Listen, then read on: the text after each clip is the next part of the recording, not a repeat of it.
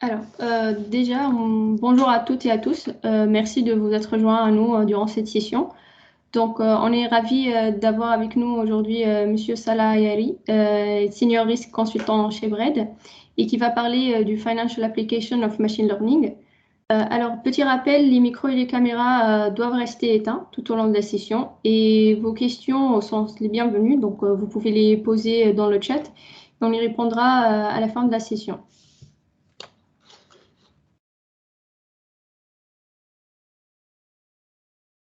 Je te remercie, Mariam, pour cette présentation.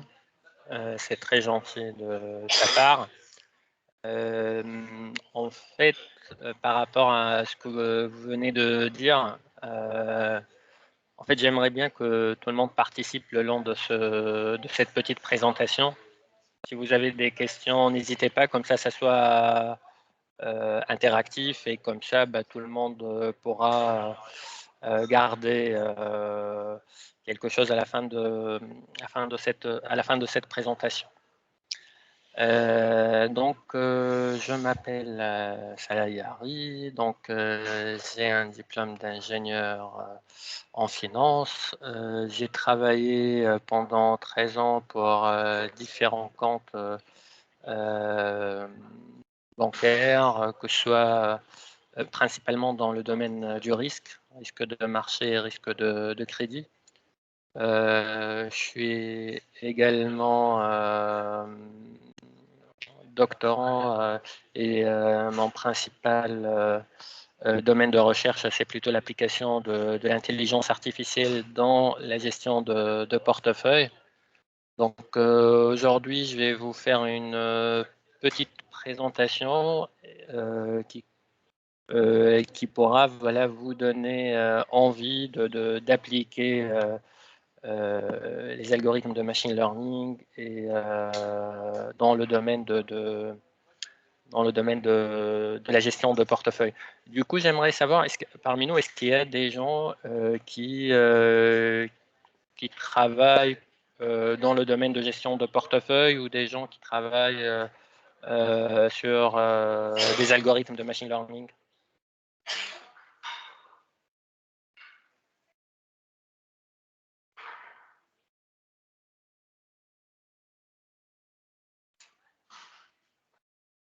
Je pense qu'on a des data scientists.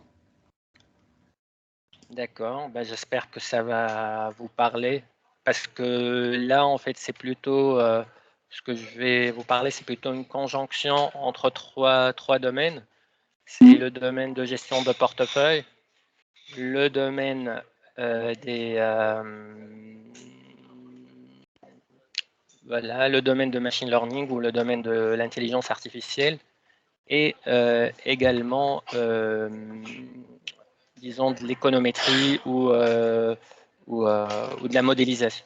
Donc il y a trois domaines. On va essayer je ne vais pas vous bourrer avec des formules mathématiques, mais ça sera plutôt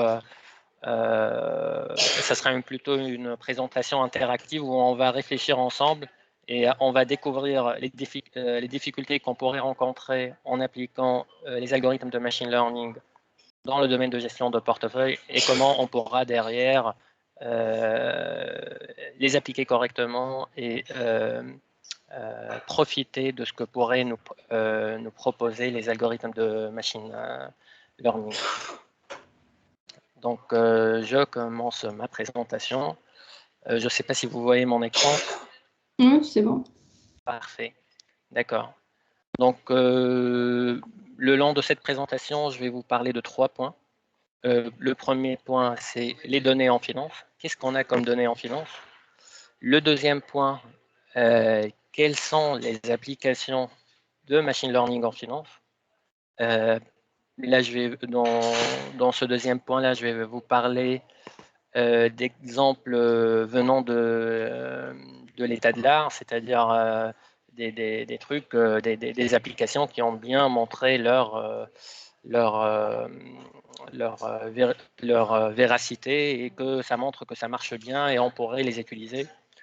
Le troisième point, ça sera en fait 2 petites applications. Comment on pourrait appliquer la machine learning pour construire un portefeuille, principalement un portefeuille d'actions. Donc, pour commencer, donc en réalité, pour commencer, pour les données en finance, on doit suivre un process. Ce que je veux dire par process, c'est le process qu'on traverse ou qu'on suit ou qu'on déroule à partir de la récupération des données jusqu'à la mise en place d'une stratégie. Allô? Oui, on t'entend. Allô? Vous m'entendez? Oui, maintenant oui, c'est bon. D'accord. Donc, je disais que ce que j'appelle par process, c'est le process de mise en place d'une stratégie de trading. Donc, hier, je crois, il y a un intervenant qui vous a parlé de trading haute fréquence. Donc, aujourd'hui, je vais vous parler plutôt d'une autre approche. Ça ne sera pas du trading haute fréquence, mais ça sera plutôt, parce que le trading haute fréquence, ça se fait d'une façon instantanée, c'est très... c'est très rapide. En revanche, là, je vais parler de la gestion de portefeuille qui se passe dans le temps, qui se déroule, c'est-à-dire on peut construire un portefeuille qu'on va détenir pendant 3 mois, 6 mois, 1 an, voire plus. Du coup, ce que j'appelle un process, c'est la phase qui commence à partir de l'acquisition des données jusqu'à la mise en place d'une stratégie. Donc, première chose, c'est la collection de données. Et même si ça semble évident, en fait, en finance, on a des terras et des terras de données. Donc, on a plusieurs marchés, on a plusieurs produits, on a plusieurs données. On peut aller des données qui sont quotidiennes jusqu'à des données qui sont en microsecondes. Donc, en réalité, on a des terras et des terras de données. Deuxième chose, c'est le nettoyage et l'organisation des données. Donc, en fait, parmi les difficultés dans les données en finance, c'est plutôt que ces données-là, il y a beaucoup de bruit dans ces données-là. Et le truc, c'est que en finance, on a un ratio, on dit, c'est-à-dire le signal par rapport à l'ensemble des données, il est très très très faible. Donc, il faut nettoyer, il faut bien suivre, il faut bien comprendre, il faut bien organiser les données. Donc, ce que je veux dire par nettoyage, c'est plutôt et organisation, c'est comment on va organiser notre base de données, c'est comment on va. Je ne sais pas si j'ai reçu un message. Non, d'accord. C'est comment on va organiser notre base de données, c'est comment on va nettoyer nos données, suivant quel principe, pour quelle raison. Le troisième point qui est, là on va commencer par une recherche scientifique. En fait, ce que je veux dire par recherche scientifique, c'est plutôt appliquer en fait des tests statistiques, comprendre pourquoi les marchés vont dans ce sens-là et pas dans un autre. Et donc, et je peux vous dire que cette partie-là ou cette phase-là, c'est-à-dire la collection des données, le nettoyage et faire des tests statistiques pour comprendre les données, ça correspond à 80%, du temps qu'on passe pour mettre en place une stratégie de trading. Donc, on arrive à la quatrième phase, qui est plutôt le test, pardon, et le test et la validation. Donc, une fois on a compris comment les marchés fonctionnent, les interactions entre les marchés, les corrélations entre les actifs, là, on va commencer à mettre en place des stratégies, à voir comment ça marche, si l'histoire se répète dans le futur. Et une fois on est sûr de ce qu'on a trouvé, on peut automatiser notre stratégie. Donc ça, c'est le premier point qui est pas... en fait, parmi ces 5 phases, moi je dis les 3 premières phases, c'est les phases les plus importantes parce que en fait, les données en finance sont tellement sensibles que la moindre erreur, la moindre fausse donnée, le moindre bruit, ça pourrait mettre en péril toute la stratégie et tout ce qu'on a découvert dans la phase test et validation. Donc, le deuxième point ou la deuxième spécificité des données en finance, c'est plutôt la diversité des données en finance. Et pour cela, en fait, j'aimerais qu'on participe ensemble, comme ça vous allez réfléchir 80% du temps de préparation, c'est énorme. Et ben oui, c'est ça la difficulté en fait d'appliquer des algorithmes de machine learning en finance. C'est pas juste on prend les données, on lance un algorithme et on a le Saint Graal ou ce qu'on aime trouver. Du coup, là, par exemple, je vais vous parler de la diversité des données en finance et vous allez petit à petit comprendre la difficulté de l'application de machine learning en finance. Donc là, si je vous dis, par exemple, si on veut commencer à mettre une stratégie pour trader une action en Tunisie, je ne sais pas laquelle, je ne sais pas qu'est-ce que vous connaissez comme action en Tunisie, quelle est la première chose que vous devrez utiliser pour prédire le sens du marché ou l'évolution de l'action dans le futur. Oui, par exemple, Servicom. Je crois qu'elle se casse la gueule en bourse. D'accord. Des données macroéconomiques. Mais la première chose qui vient... logiquement, la première chose, c'est qu'on va se baser sur l'historique des prix. Donc, tout à fait. Donc, premièrement, pour moi, ça sera l'historique des prix. Ça sera le cours qu'on a vu, le cours historique de l'action de Servicom ou n'importe quelle action.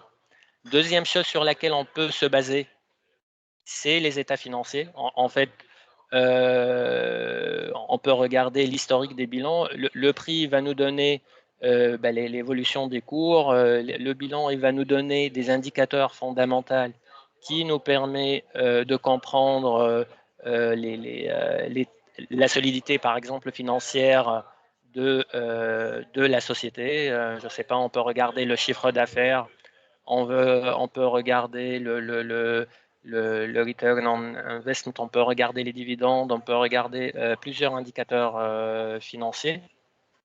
Donc, est-ce que vous avez une autre idée sur ce qu'on peut regarder?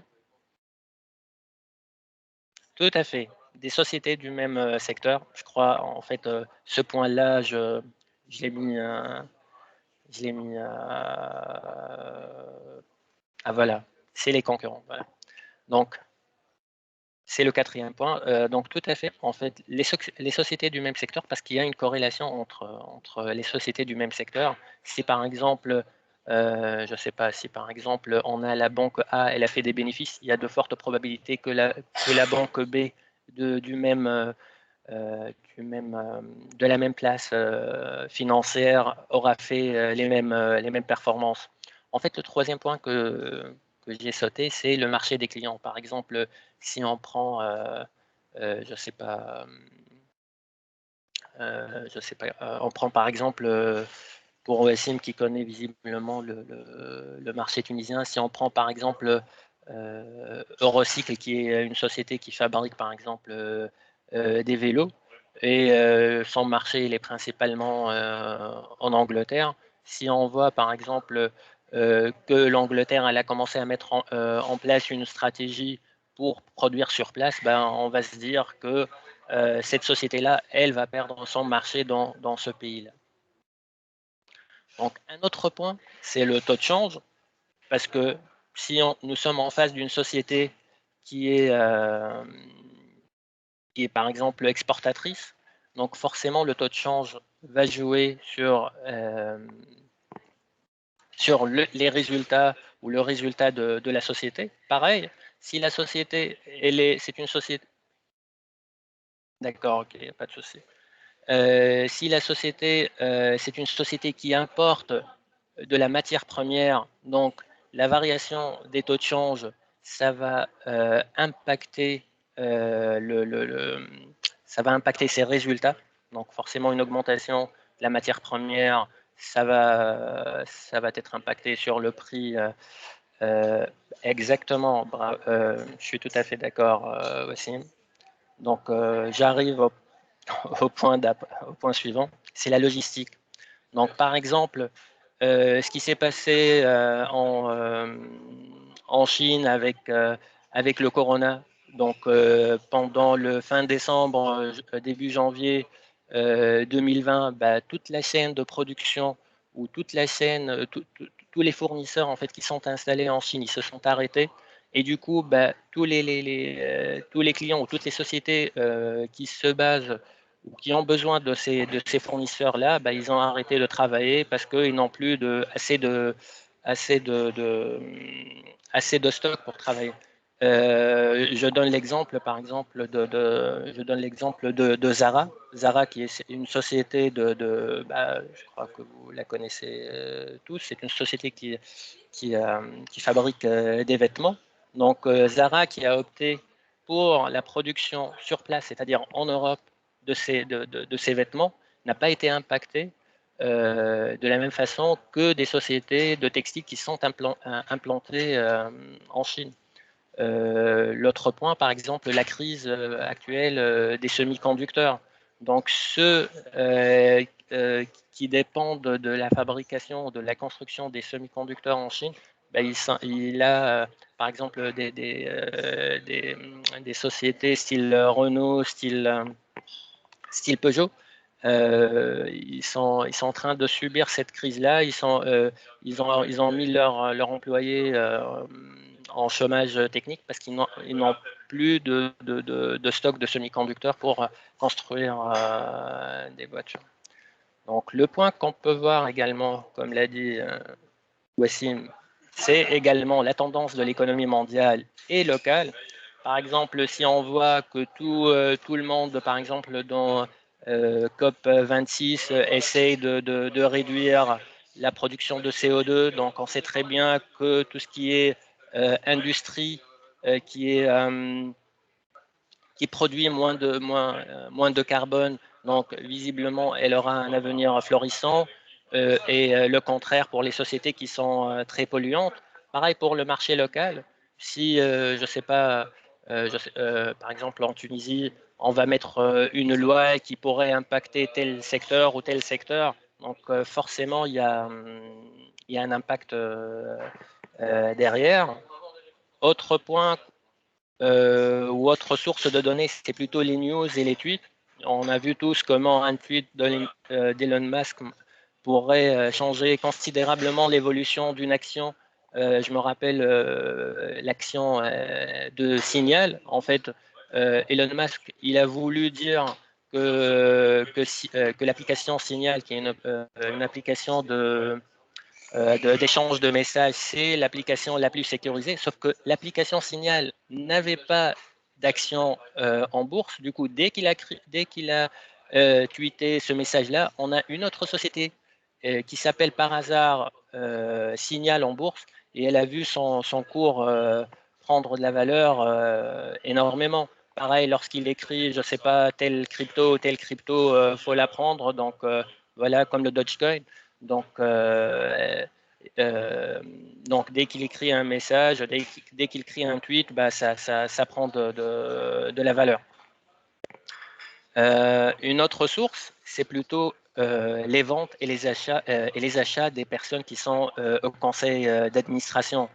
Donc, le gars, il est présent au conseil d'administration, il sait, il a toutes les infos sur la société.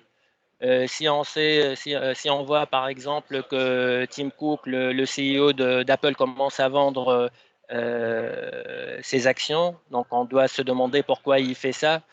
Et pareil en Tunisie, j'ai vu des informations bah, il y a longtemps, je crois que ça concernait Eurocycle. Le, le, le, à un certain moment, en fait, le PDG, il a commencé à vendre ses actions. Après, il a commencé à racheter ses actions. Donc, lorsqu'on voit les connaisseurs et les personnes qui sont à l'intérieur de la société commencent à prendre des positions sur des actions, on doit se demander et on doit pourquoi ils font ça et par conséquent, on doit profiter de cette source de données. J'espère que tout le monde est avec moi. Donc, si on va résumer ce qu'on a vu jusqu'à maintenant par rapport aux données en finance, en fait, les données en finance sont des données qui sont non stationnaires. Ce sont des données qui changent dans le temps. C'est-à-dire, faut pas les prendre tels qu'ils sont. C'est-à-dire, si on va mettre en place un modèle qui se base sur les dividendes, un modèle qui se base sur le earning per share, si on va mettre en place un modèle qui va se baser sur le chiffre d'affaires. En fait, ce sont des données qui ne sont pas stationnaires. Donc, on doit mettre en place une stratégie déjà pour les rendre stationnaires, pour que notre modèle, en fait, parce que euh, machine learning, en fait, c'est très bien, mais machine learning, s'il n'a pas vu la donnée, il ne saura jamais la trouver, et surtout pour un domaine de valeur qu'il n'a jamais vu dans le passé. Donc, par exemple, un chiffre d'affaires, ça pourrait aller de zéro jusqu'à des milliards et des milliards. Donc, avant de commencer quoi que ce soit, il faut rendre les données stationnaires. Autre chose, les données sont hétérogènes. Donc, on a vu tout à l'heure une liste de données qui est énorme. Et ce que je veux dire par hétérogène, on a vu des chiffres d'affaires, on a vu des taux de change, on a vu par exemple le taux de chômage, on a vu l'inflation, on a vu la croissance la croissance économique. Donc tous ces variables-là, ou toutes ces variables-là, elles ont des unités différentes. Donc on ne va pas mettre des choux et des carottes dans le même panier et essayer de découvrir quelque chose. Donc j'essaie de lire le message avant de passer. Bon, on verra après.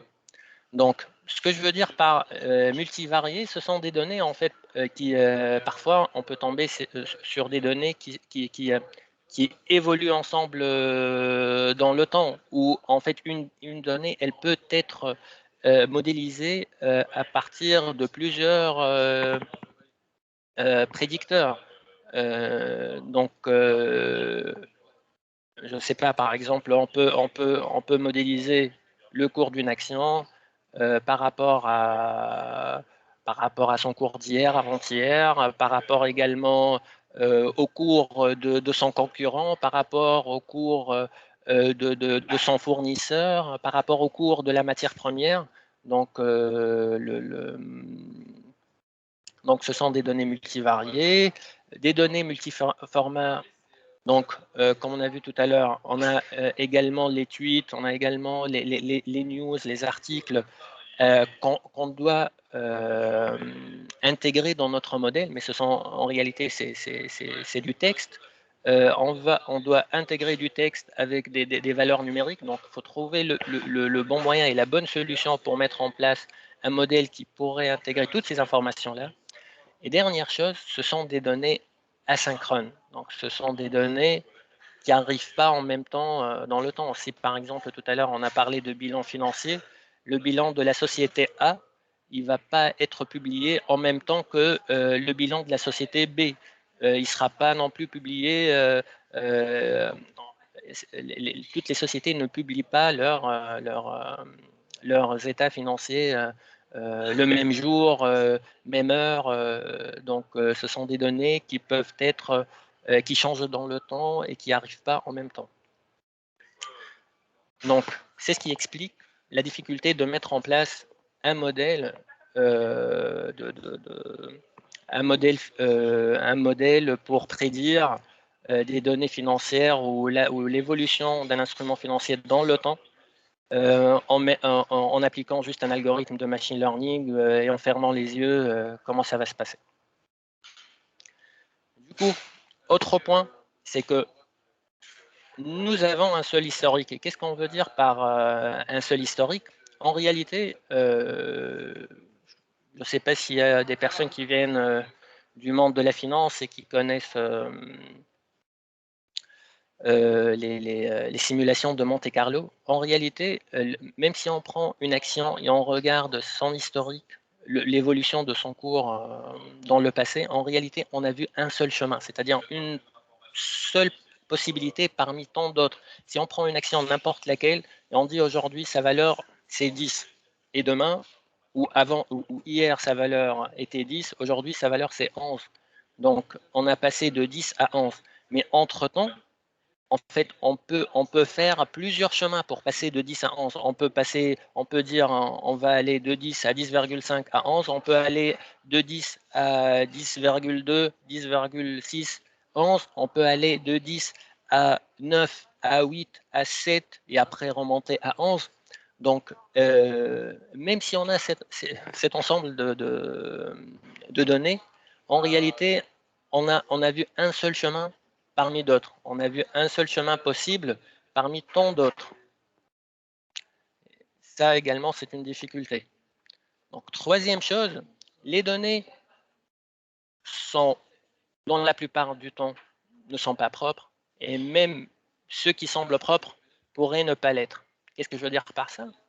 Je reviens à mon exemple des bilans financiers. Par exemple, on prend la société Lambda. Elle a publié aujourd'hui son bilan financier. Elle dit j'ai fait un chiffre d'affaires de 5 milliards d'euros. 2 mois plus tard, euh, la société elle fait une publication en disant non, non, en fait, en réalité, il y a eu un contrôle fiscal, on n'a pas pris en compte telle opération comptable et le chiffre d'affaires ou le revenu, c'est plutôt 4 milliards. Or, en fait, lorsqu'on regarde depuis l'instant d'aujourd'hui et on regarde, non, non, ce ne sont pas des données falsifiées, c'est pas ça. En fait, la publication des états financiers ou des bilans, pour le même bilan, on peut avoir plusieurs versions. Première version, deuxième version, sauf que en réalité, le cours, il est impacté uniquement par la première version du bilan, pas par la dernière version. Si on regarde par exemple aujourd'hui, on regarde le bilan d'Amazon en 2001. D'accord? En réalité, nous, on va regarder la dernière version du bilan, qui est correcte. Sauf que le marché en 2001 n'a pas été impacté par la dernière version du bilan d'Amazon, mais plutôt par la première version du bilan d'Amazon. Je ne sais pas si c'est clair pour vous. Il faut me dire, il ne faut pas me laisser avancer. Je préfère que ça soit interactif. Parfait. Donc, autre chose, et ça, je crois, c'est la difficulté ou le point le plus difficile. Non, il n'y a pas de message, d'accord? C'est la réflexivité. Et qu'est-ce que j'appelle par réflexivité? C'est que make sense, but the market also look at future projection. Pas aussi simple que ça. En fait, ce que je veux dire par tout à l'heure, c'est que il y a plusieurs versions de bilan et à l'instant T, nous sommes impactés par le bilan qui est sorti à cet instant-là, pas par le bilan qui a été mis à jour. Donc, par la réflexivité, c'est que en réalité, le prix qu'on voit sur le marché, c'est le prix issu de l'intervention de plusieurs acteurs. Donc, par exemple, hier, je vais citer des personnes. Donc, sur le marché, il y avait Mariam, Fatma, Olfa, Khawla, Salah, Wassim, Nisa. Donc, ces 7 personnes-là, c'est eux qui ont fait que le prix soit telle valeur. Sauf que moi, après analyse et après avoir fait des prédictions, des estimations, des projections, tout ce que vous voulez, je vais intervenir sur le marché. Et là, sur le marché, on ne sera pas juste cette personne, on sera 8. Et le fait qu'on sera 8, ça ne sera pas la même évolution du marché. Donc, le fait d'intervenir sur le marché, forcément, ça va impacter le marché. Donc, c'est ce qu'on va voir après, c'est que prédire les prix, ça n'a aucun sens et ça n'a jamais montré son efficacité sur les marchés. Prédire des prix avec des algorithmes de machine learning. Donc, ce que je veux dire par la réflexivité, c'est que l'intervention d'un acteur qui n'était pas présent lors de la construction de l'ancien prix, forcément, elle va changer l'évolution du prix. Je ne sais pas si c'est clair pour vous.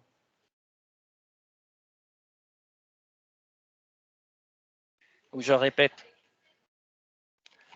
Vas-y, Fatma. Oui, c'est clair. OK.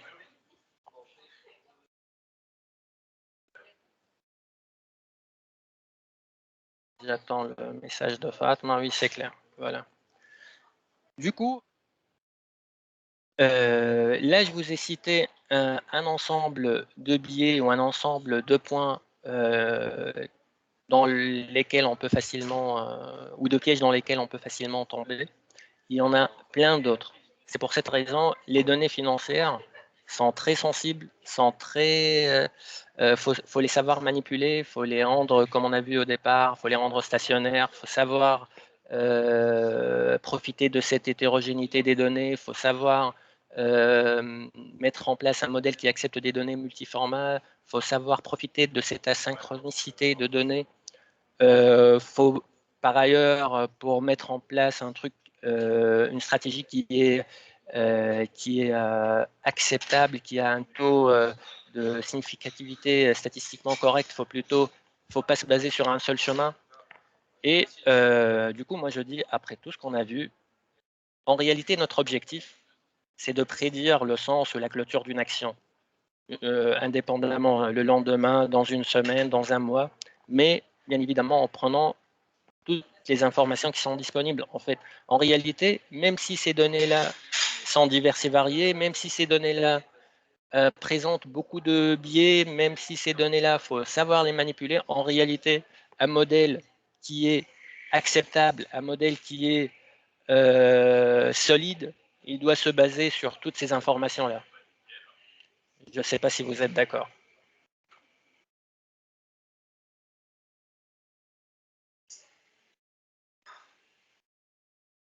N'hésitez pas à ouvrir vos micros.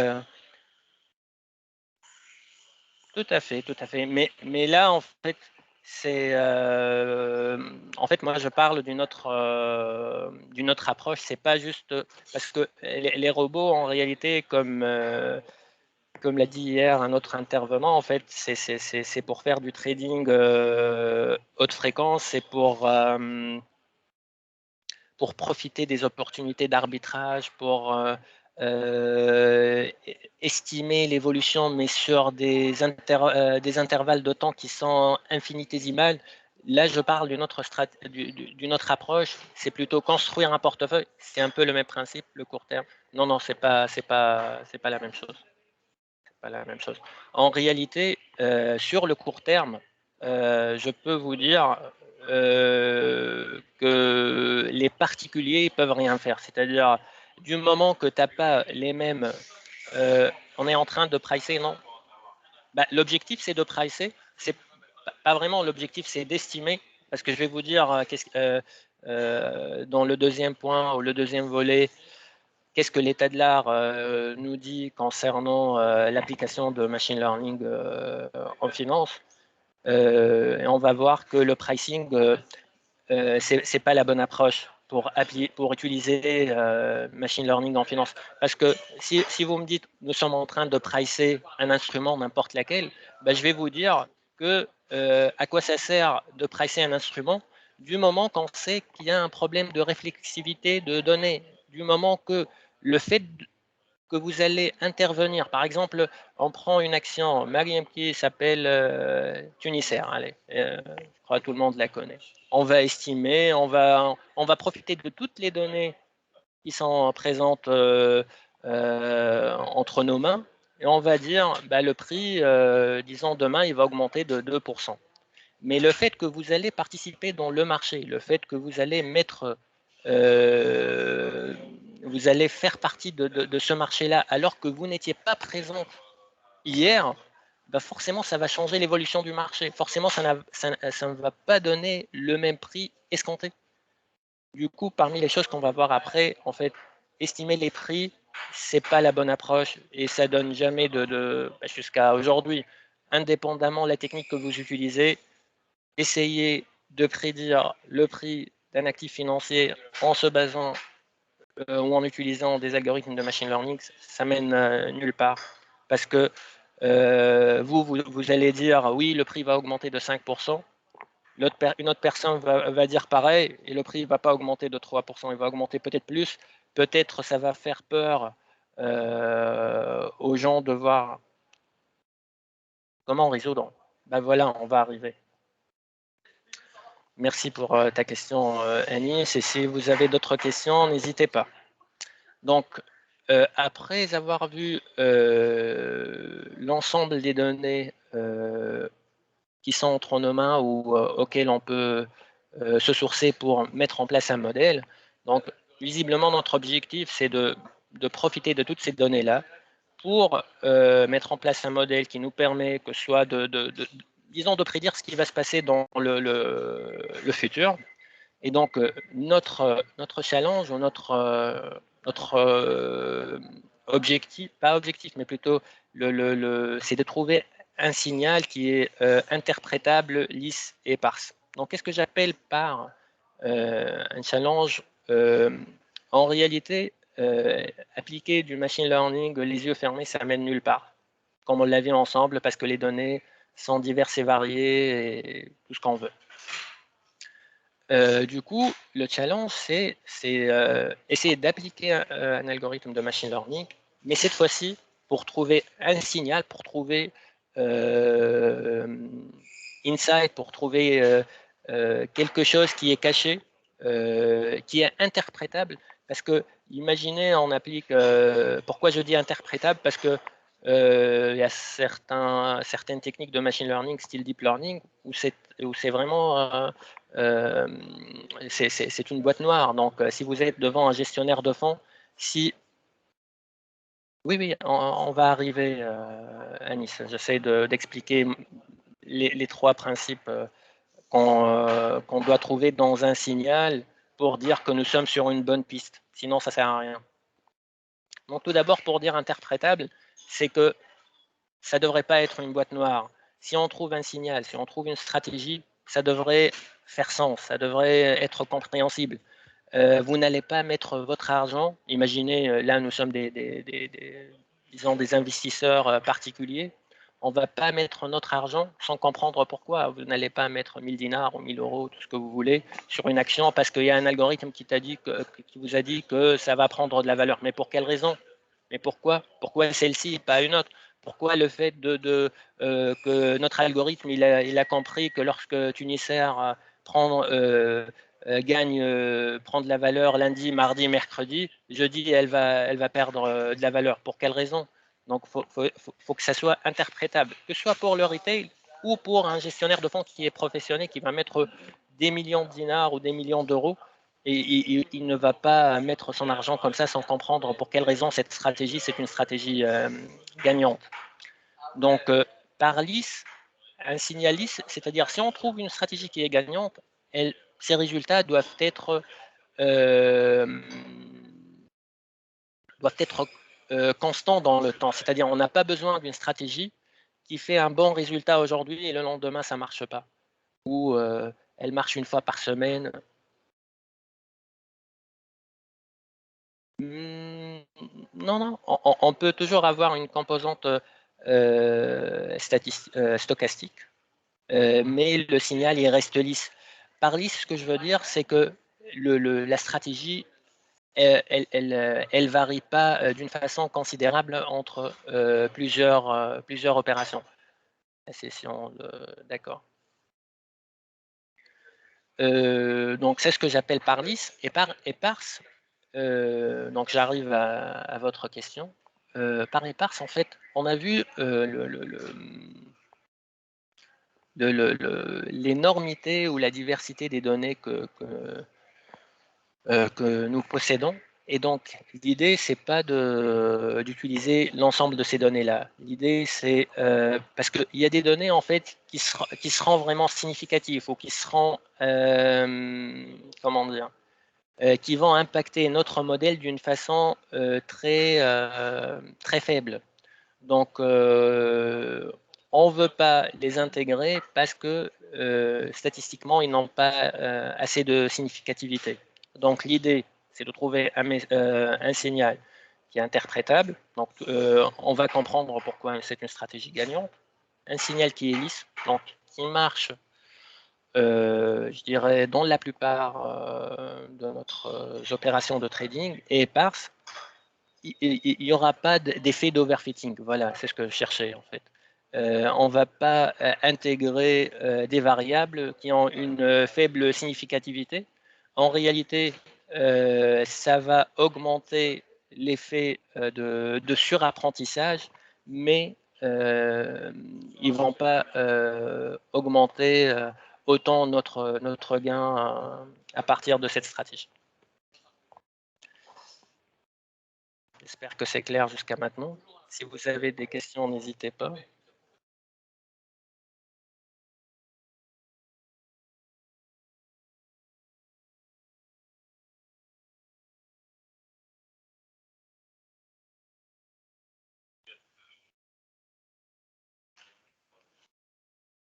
Allô, vous me suivez encore?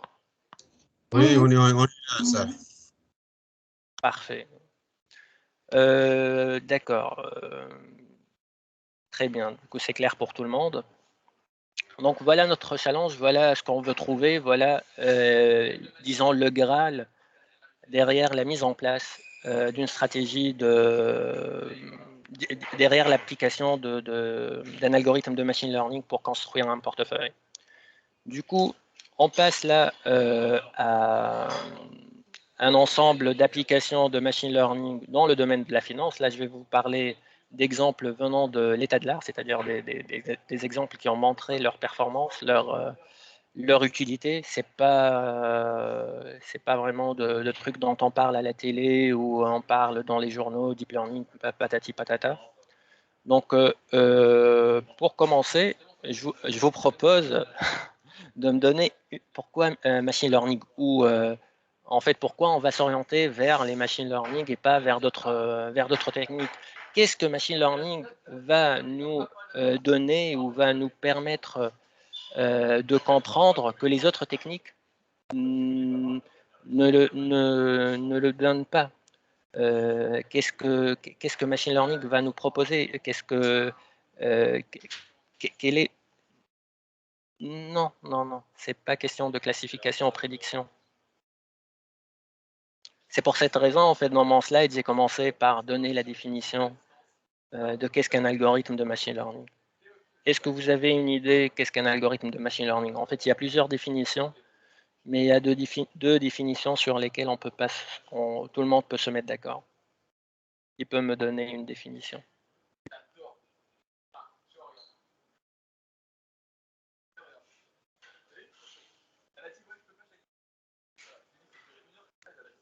Allez-y, allez-y.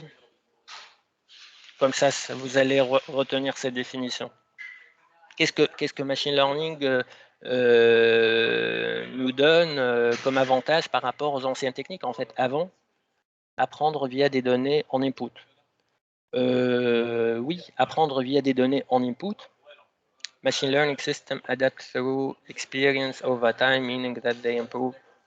Non, non, non. Je dirais trouver la distribution la plus adéquate à notre data. Je dirais la réponse la plus proche, c'est Marim et encore. Parce que pour répondre à Wassim, vous avez dit apprendre via des données en input. Bah, avec les statistiques, on peut faire ça.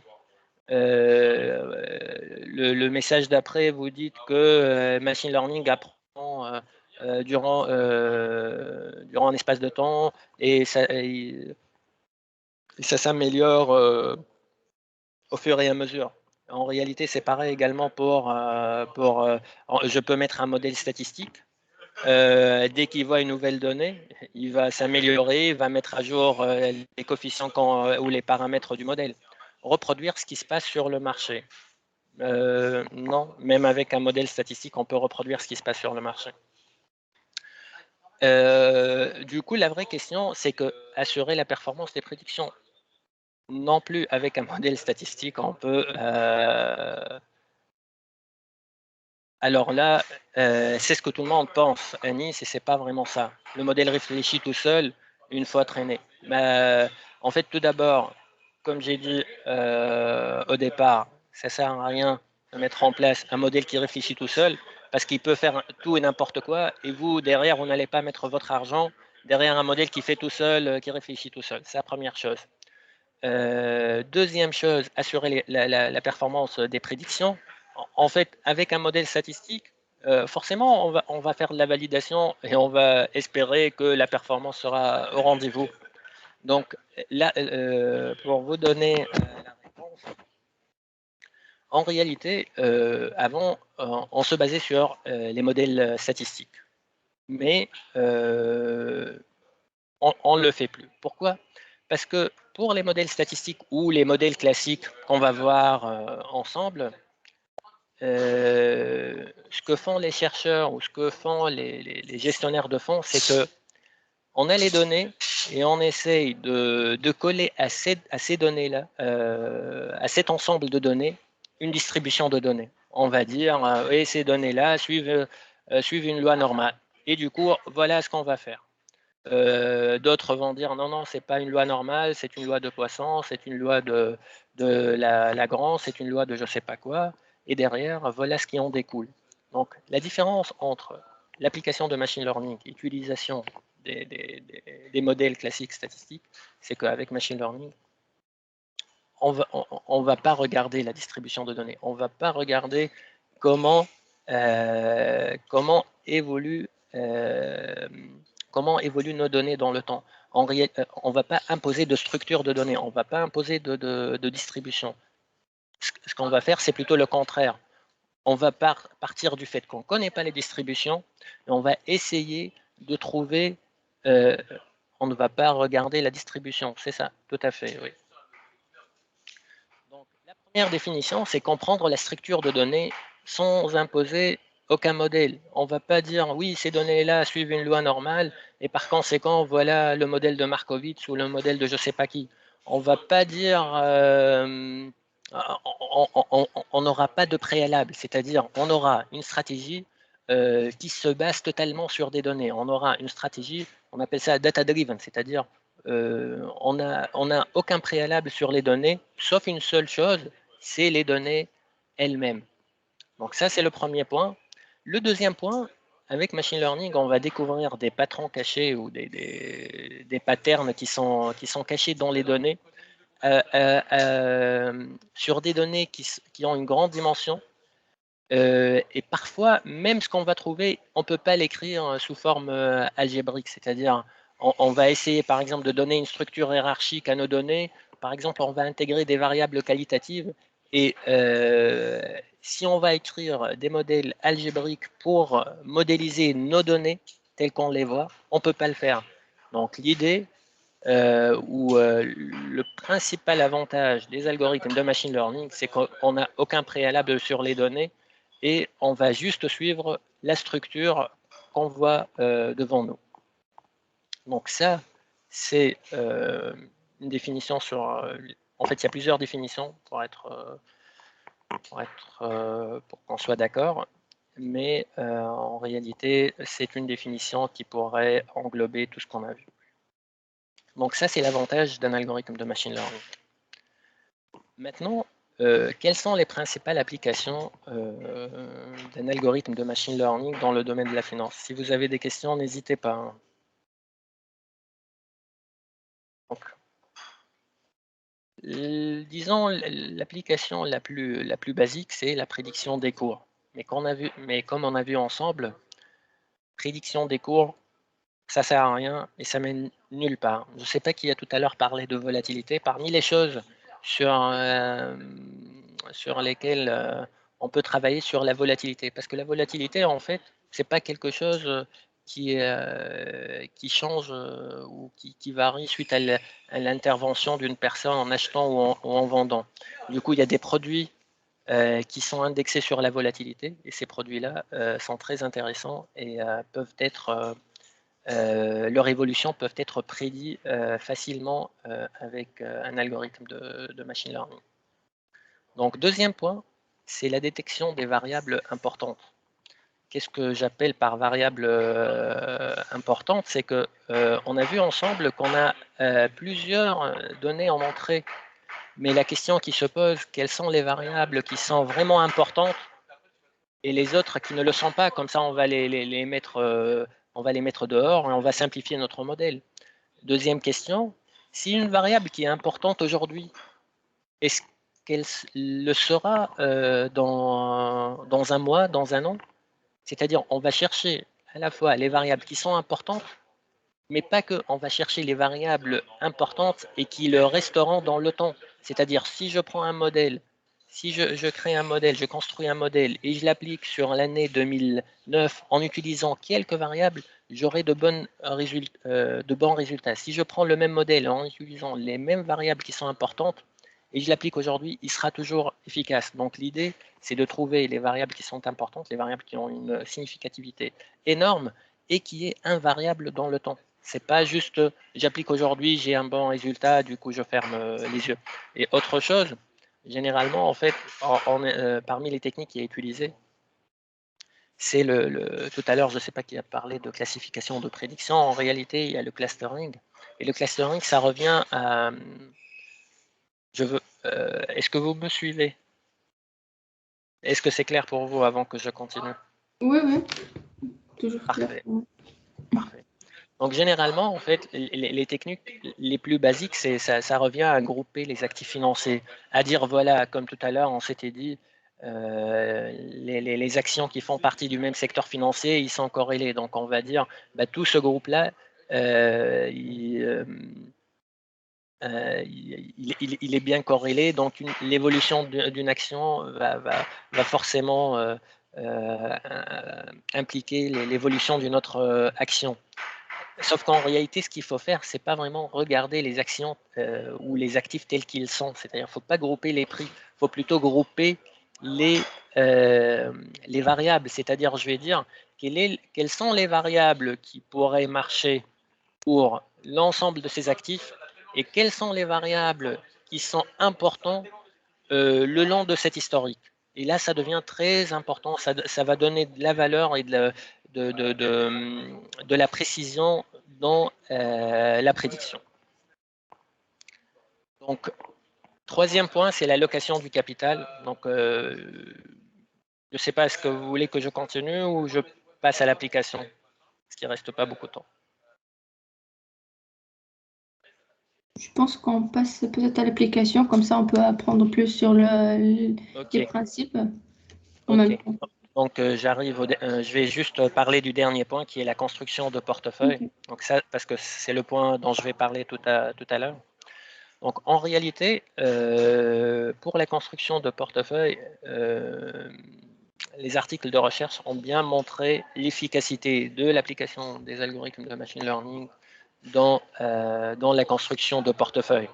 En fait, il y a même un article qui avance que l'utilisation en fait, d'un modèle qui est très naïf, c'est-à-dire je vais construire mon portefeuille à partir de 5 actions et je vais donner une pondération de 20% à chaque actif, j'aurai un résultat de loin meilleur que l'application des modèles classiques style Markowitz, Black-Litterman et autres.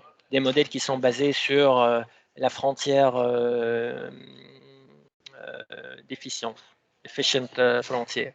Par conséquent, l'utilisation d'un simple modèle où on utilise un algorithme de machine learning, il permet de battre les modèles les plus connus. Je veux dire par modèles les plus connus, les modèles classiques les plus connus. Donc là, j'arrive à une application où on va construire un portefeuille. Donc là, ça sera un portefeuille. Je ne sais pas si vous voyez mon curseur. Donc, ce que vous voyez en orange, c'est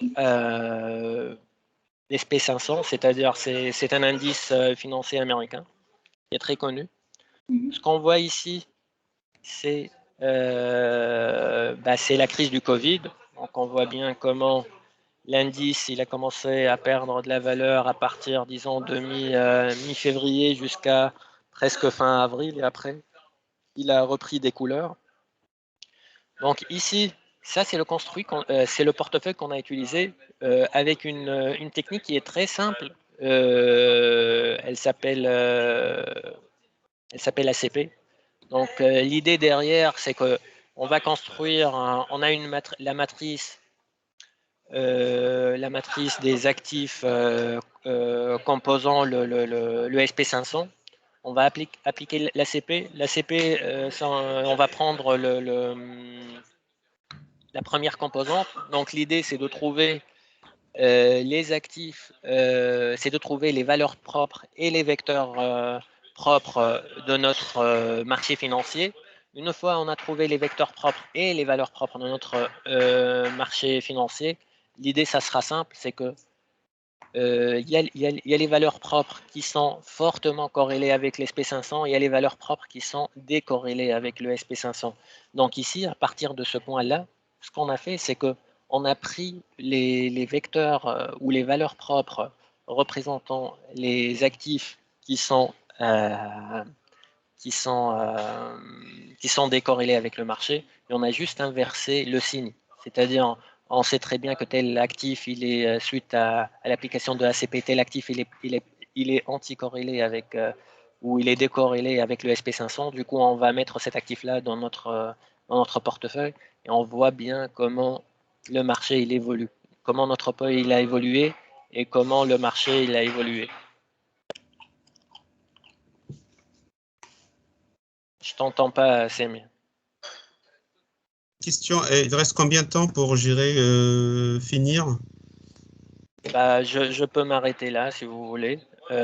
Du coup, Bon voilà, on peut se donner encore 5 minutes, j'irai avec un décalage de 15 minutes, mais juste un peu donner de la visibilité, c'est vraiment t'es en phase par rapport à l'heure, c'est tout.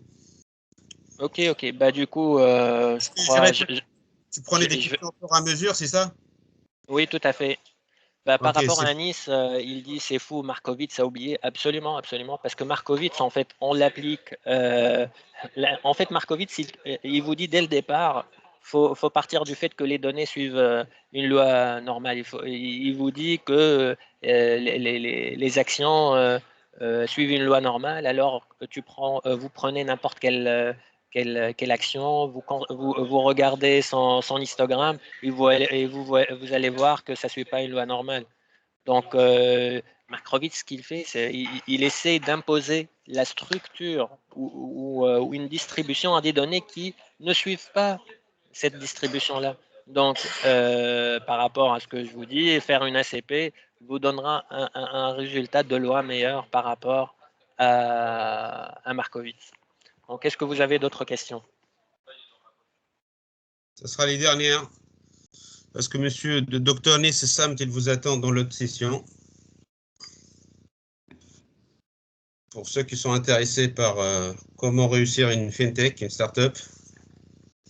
Donc, c'est monsieur startup. Amine, est-ce que vous avez des questions? Anis, Fatma, Je pense que j'ai Ismail, vu une Raoula, question. Nisa, Olfa, Wassim. Donc, on peut avoir accès aux diapos après, c'est super intéressant. Pourquoi pas, oui, vous pouvez me contacter.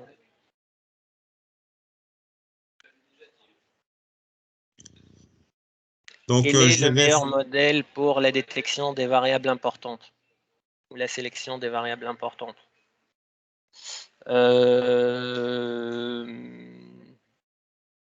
En fait, c'est une question. La question est pertinente, sauf que il n'y a pas de réponse simple à cette question. Il n'y a pas de meilleur modèle ou meilleure façon pour trouver les variables importantes. En fait, il y a deux choses qu'il faut prendre qu'il faut avoir en tête. Première chose, c'est de comprendre qu'est-ce que vous êtes en train de manipuler comme données. Ça va vous donner une intuition, il faut suivre votre intuition. Et deuxième chose, il faut essayer plusieurs techniques pour trouver la bonne solution. Donc généralement, en fait, parfois même des techniques simples comme Camins pourront vous donner les variables, des variables importantes. Après, de quelles variables parle-t-on? Est-ce que des variables qualitatives avec des variables quantitatives? Est-ce que des variables uniquement quantitatives? Donc voilà, il y a cette diversité de données qui parfois nous impose certains modèles et pas d'autres. Avez-vous d'autres questions? N'hésitez pas à ouvrir vos micros et poser vos questions, ça sera plus simple.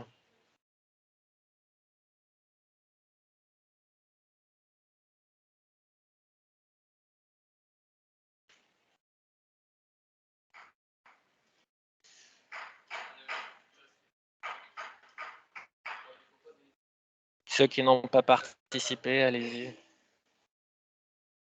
Vous pouvez... Merci pour le partage, je vous en prie. Je t'en prie, Raoul, c'est très gentil de ta part. D'ailleurs, je remercie Raoul. Les réseaux de neurones, on en parle un peu.